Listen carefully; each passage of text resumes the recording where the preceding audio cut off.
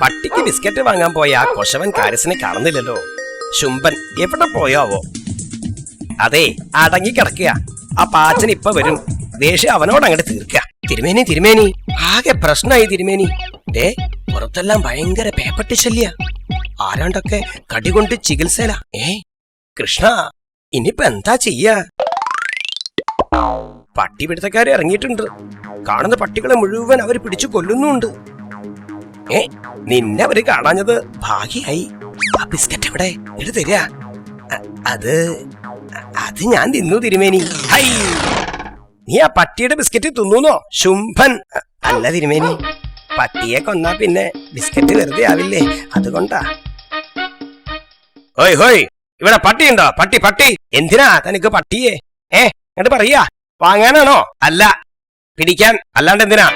ഒരു പട്ടിയെ പിടിച്ചാലേ ഒരു ഉറുപ്പിക തരും. ഇവിടെ പട്ടിയുണ്ടോ? ഉണ്ട്. ഒരു ഉറുപ്പിക തരുമല്ലോ അല്ലേ? വാക്ക് മാറരുത്. ഇല്ല. എവിടെ പട്ടി? ഇത് തന്നെയാ. പിടിച്ചോളൂ, എത്ര വട്ടം വേണമെങ്കിലും പിടിച്ചോളൂ. പക്ഷെ ഓരോ പിടുത്തത്തിനും നമുക്ക് ഒരു ഉറുപ്പിക വീതം ഇങ്ങോട്ട് തരണം കേട്ടോ.